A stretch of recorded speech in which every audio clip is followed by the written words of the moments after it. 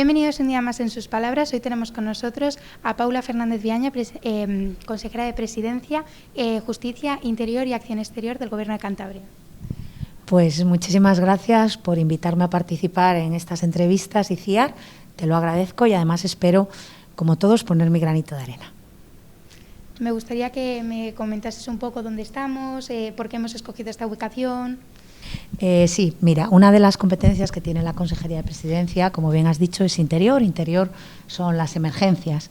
Tenemos la Dirección de Interior, que es donde está el helicóptero y los rescatadores, y tenemos el 112, que es esta sala hasta las que os habéis trasladado hoy, que yo también agradezco que estéis aquí, que conozcáis las tripas, porque cuando hay una primera llamada de emergencia, sea de cualquier tipo, los primeros que cogen el teléfono son los que están aquí detrás nuestro. Ellos, además, son los que se tienen que enfrentar con una situación a la que a veces los servicios de emergencia no llegan, porque no hay tiempo y porque ya es una situación muy complicada para la vida de alguien. Con lo cual, me gusta que estéis aquí, que conozcáis la primera respuesta ante una emergencia, y también me gusta porque nosotros en emergencias, y también el director está aquí conmigo y lo repetimos siempre, tenemos dos palabras claves que yo creo que se pueden trasladar con total perfección al tema que hoy estamos tratando, que son la sensibilización, las campañas de sensibilización a la población, para que todo el mundo conozca exactamente y desde el rigor de qué estamos hablando y cómo entre todos podemos colaborar ante esta situación. Una palabra importantísima en las emergencias. La otra palabra es la prevención. Las campañas también, y poner prevención ante lo que pueda venir para que no nos encontremos ya con una situación irreversible, que también nos puede ocurrir tanto en las emergencias como en el tema ICIAR que traéis hoy aquí, y en el que, como digo, toda la sociedad tenemos que estar comprometida y poner nuestro granito de arena. Y más aún, las personas que estamos detrás de las administraciones, con ese deber que tenemos desde los poderes públicos de actuar. Pues me gustaría preguntarte un poco por el tema de cómo podríamos, de alguna forma, solucionar el tema del acoso escolar desde un ámbito más judicial, desde el mundo de la justicia. Una pregunta que muchas veces se hace es que si el acoso escolar es realmente un delito, y como no está tipificado como tal en el Código Penal, no se considera como tal el acoso escolar. Algunas de sus acciones ya sabemos que sí. ¿Consideras que si el acoso escolar se tipificaría como delito, se reducirían drásticamente los casos, o la gente estaría al menos un poco al tanto de que está haciendo mal las cosas? Bueno, creo y considero que es posible que tengamos en el Código Penal la tipificación del acoso escolar como delito. El alcance que puede tener también creo que sería positivo para reducir estas conductas. Sobre todo, como bien dices, es cierto que muchas de las acciones y de las actuaciones que se llevan a cabo cuando se comete este tipo de situaciones, pues están ya tipificadas en nuestro Código Penal y no quedan impunes. Es cierto también que estamos hablando de conductas que cometen personas que son menores, no solo menores de edad, sino menores incluso de 14 años, con lo cual, y desde la educación, que es fundamental y es el arma más importante que tenemos, desde las familias, no solo desde el colegio, que creo que es otro dato que seguramente que las personas que han estado contigo y que a las que has entrevistado te hayan puesto encima de la mesa, ¿no? La importancia que tiene en este caso que las familias colaboren de manera activa y trabajen junto con la comunidad educativa, porque muchas veces dejamos todo en manos del colegio y, como todos sabemos, todavía no hay medios suficientes para poder atajar este problema de raíz. Por lo tanto, un llamamiento también aquí, y aprovecho para que las familias y los padres en la educación hacia los menores les trasladen los valores más importantes que todos tenemos en esta sociedad, que se repitan de manera constante dentro de la vida cotidiana, porque creo que al final ese es el éxito para cuando esos niños que desde muy pequeños están viviendo con otros niños en comunidad puedan actuar como tienen que actuar y no podamos llegar a estas situaciones que se están produciendo en algunos colegios. Por ello, sí, creo, y vuelvo a tu pregunta, que deberíamos, o que sería importante, interesante, tipificar estas conductas en el Código Penal como delito. No obstante, también quiero decir que en una grandísima parte ya cualquier otras conductas están recogidas en otros tipos penales de los que vienen en nuestra norma. Desgraciadamente, el acoso escolar también se da en edades menores de 14 años, como bien has señalado. ¿Hay algún tipo de otro tipo de proceso que se pueda llegar para solucionarlo? Bueno, sabéis que la seguridad jurídica en esas edades pues hay que tenerla muy presente siempre, que hay que actuar con mucha cautela. Sabéis también que aquí hay que ir caso por caso, hay que analizar el caso en concreto siempre, y sabéis que nuestro sistema también, nuestro sistema penal es un sistema que nos tiene que permitir la reinserción, que nos tiene que permitir que a edades tan tempranas, donde todavía tenemos muchas oportunidades de que esos niños puedan cambiar sus conductas en la vida y en la sociedad, tenemos que actuar desde la profesionalidad y desde siempre intentando que en positivo se reconduzcan esas actuaciones. Por lo tanto, en esos casos hay otros sistemas que no solamente se basan en la pena, como es el sistema del actual Código Penal, y que establece esas penas para los mayores de 18 años.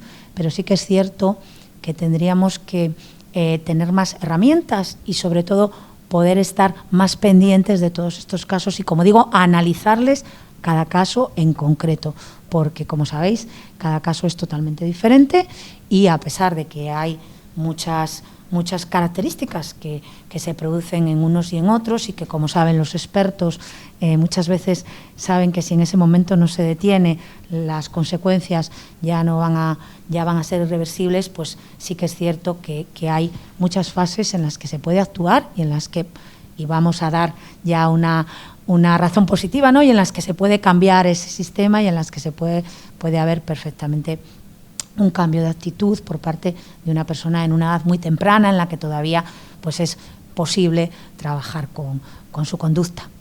Has mencionado el tema de lo de la reinserción y el tratamiento para que vuelvan para que no vuelvan a producirse y crear conductas un poco antisociales los menores que de alguna forma acosan a otros.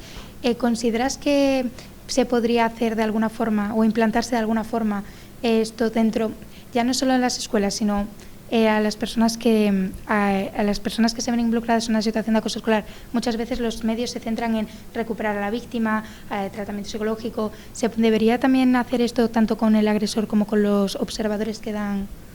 Ahí es donde entra precisamente lo que decía al principio, la importancia de las campañas de sensibilización.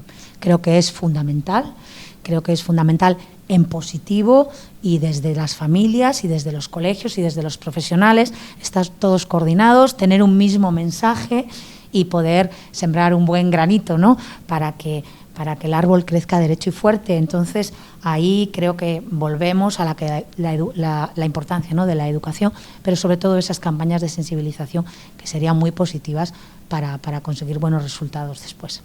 En los últimos años se ha ido como trasladando el acoso escolar, ya no solo de la vida real en los colegios de manera presencial, sino a las redes sociales, que están a la orden del día. ¿Está la legislación también a la orden del día? Habría que avanzar también en ese sentido. Ten en cuenta que la sociedad en muchísimas ocasiones va por delante de la legislación, y eso es un poco lo que también nosotros desde las administraciones tenemos que intentar cambiar. Es cierto que las nuevas tecnologías han llegado de golpe, han llegado muy rápido y avanzan a una velocidad de vértigo.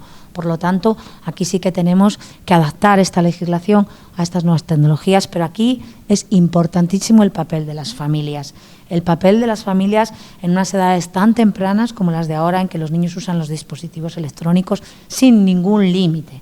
Por lo tanto, creo que hay que apelar a esa necesidad de limitar esos buceos por parte de los menores de manera indiscriminada, con total libertad. Creo que los padres tienen que tomar cartas en ese asunto, porque es un tema muy, muy, muy preocupante, además en unas edades muy tempranas, cada vez más tempranas, donde todavía hay mucho que trabajar en un niño para que se forme su criterio, sus conductas, su mentalidad y su madurez.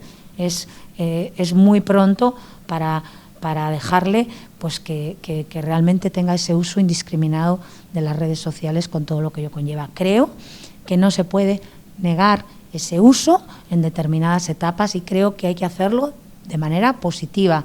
Yo conocí una vez a un guardia civil que me dijo: ¿por qué no le das a tu hijo un móvil si tiene 12 años? ¿Tú qué pasa? ¿Que a tu hijo no le das un cuchillo cuando tiene 10 años? Tú lo que tienes que hacer es enseñarle a usar ese cuchillo. Tú lo que tienes que hacer es enseñar a tus hijos a usar los dispositivos y las redes sociales. Porque si tú se los niegas, los van a conseguir por muchos otros medios. Por lo tanto, creo que lo que hay que hacer es sacar las ventajas, mirarlo desde el punto de vista positivo y enseñar a los menores a utilizar las redes sociales. Y sobre todo, que tengan la confianza en nosotros, que somos sus padres, para que si hay cualquier mínimo supuesto que nos pueda llevar a un acoso, a una conducta violenta, a un amedrentamiento por parte de un compañero, de otro niño, en el colegio, en el patio o con los amigos, podamos darnos cuenta a tiempo, que eso es fundamental. Y ahí también hay que trabajar mucho la confianza que tenemos que depositar en nuestros hijos y que queremos que ellos depositen en nosotros. Antes nos comentábamos que estábamos en las oficinas del 112. Cuando las víctimas muchas veces no saben a dónde llamar, este es un buen lugar para que puedan hacer su llamada, para preguntar a dónde pueden redirigirse o de alguna forma, en alguna ocasión que puede llegar a ser un poco más violenta. Me alegro de que me hagas esa pregunta porque así les contamos a todos cómo funciona el 112. El 112 es el número universal de las emergencias, no solo aquí, sino en el mundo entero, y es el número que desde pequeñines y desde que tienen casi uso de razón les enseñamos a los niños. Por eso nosotros también hacemos muchas campañas escolares, por eso invitamos a los centros a que vengan, conozcan a nuestros operadores y conozcan la sala. Cualquier emergencia del tipo que sea, hay que marcar el 112, el número universal, y desde allí un operador ya sabe perfectamente si tiene que avisar a los bomberos, si tiene que avisar al 061, si tiene que avisar a otros servicios, a la Guardia Civil, a la policía, a cualquiera de los servicios de emergencias. Estamos todos conectados y de manera inmediata, dependiendo del tipo de emergencia de que se trate, se responde por parte de quien es realmente el que puede llegar en ese momento para intentar, en el tiempo, que es fundamental, el tiempo de respuesta, pues que no se produzca algo que no deseamos en ningún caso y que se solvente rápidamente esa emergencia. Bomberos, casos de incendios, accidentes de tráfico, cualquier tipo de circunstancia, se produzca en montaña, en playa, en mar, todo llega al 112. Todo el mundo debe de llamar al 112 para que a partir de ahí se ponga en marcha el servicio de emergencias que debe responder. Para ir terminando con la entrevista, agradecerte que hayas participado con nosotros y te voy a hacer dos preguntas. La primera es, ¿qué es el acoso escolar para ti? Y la segunda, ¿cómo lo erradicarías? Sabemos que erradicarlo es muy complicado porque es un problema social muy grande, pero ¿cómo se podrían llegar a mejorar las situaciones de acoso escolar? Pues mira, es complicado. ¿Qué es el acoso escolar para mí? Bueno, pues es aquella conducta en la cual se produce por parte de una persona hacia otra. Estamos hablando de un acoso escolar, por lo tanto lo estamos ciñendo a un ámbito muy concreto, que es el ámbito de la educación, el ámbito de los colegios, en el cual una persona se siente y ya asume como propia esa discriminación por parte de otros o de otra, y por lo tanto comienza una situación interior de ese menor en el cual empieza a sentirse menos importante, empieza... Eso si no hay violencia, porque hay varios tipos de acoso, puede ser violencia o puede ser un acoso escolar como el que te estaba comentando, ¿no? Que es una minación personal de su capacidad, de su forma de ser, de su libertad en todos los sentidos, ¿no? Son menores, hay que ponerse en esas cabecitas, por lo tanto yo vuelvo a reclamar la intervención de los expertos para poder atajar esto. ¿Cómo podemos atajarlo? Vuelvo al principio, con campañas de sensibilización e intentando prevenirlo. Ante cualquier atisbo de posible acoso, actuar a tiempo, no dejar que pase el tiempo y que podamos tener otras consecuencias peores. Pero volvemos a lo de siempre.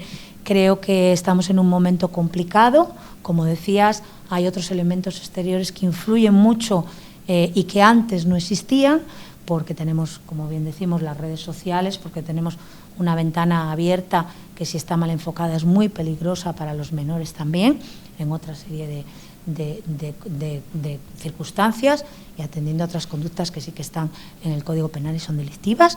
Por lo tanto, yo creo que tenemos que intentar sensibilizar, intentar hacer campañas de información e intentar prevenir con toda la comunidad, no solo la comunidad educativa, con los padres, con las familias y con los expertos, todos a una y todos coordinados para que para que esto se frene. Pues muchas gracias, Paula, y nos vemos en el próximo capítulo con el próximo invitado. Pues muchísimas gracias, Iciar, a vosotros.